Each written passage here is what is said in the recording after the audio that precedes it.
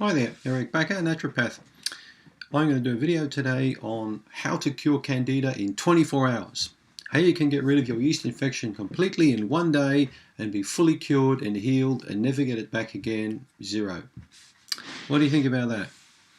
Well, I just spent a good hour on YouTube having a look at a whole array of different YouTube videos by experts in Candida.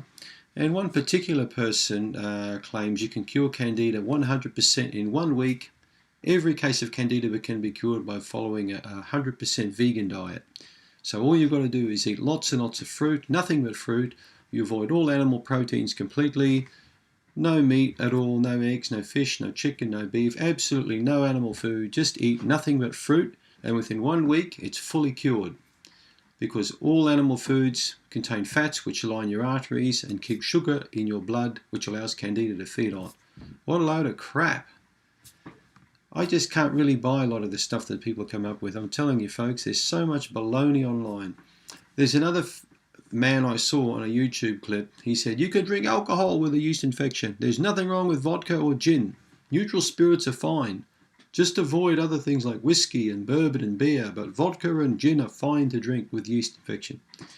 Now, if you're going to watch these sorts of clips and believe them, you're going to be a real fool and a sucker for punishment. As some of these videos have had 20 or 30,000 views in 30 days, which shows me that a lot of people maybe are falling for this sort of crap. So I really hope you don't fall for this absolute nonsense. Think about it logically, eating lots of fruit. 15 pieces of fruit a day, loaded with sucrose and fructose. What are you doing to your gut? Now, this particular person's about 20 years old and quite a fanatical vegan, no doubt, like a lot of vegans are. But I'd like to see this particular person when she's 50 like me to see what she looks like. If she's still bubbly and bright and bouncing around and all happy, she could be a big ball of lard at that stage. We don't really know what she's going to look like. I'm not here to criticize her, but I'm going to tell you that these sorts of approaches are absolute garbage. You know, they may work for 6 months or 12 months. They may work for her, but if you're going to try this approach with a seriously bad yeast infection, just eat fruit all day, how do you think you're going to feel? Within a couple of years, you're going to be B12 deficient, you're going to be iron deficient, you're going to get fatigued and tired, you'll have recurring infections, you'll have blood sugar problems, you're going to feel pretty sick. So I want you to take my advice and don't follow these sorts of ridiculous radical approaches. My approach makes a lot more sense and is based on the work done by a naturopath, a medical doctor many years ago, Dr. Trowbridge. Dr. Trowbridge's MEVI approach makes common sense to me.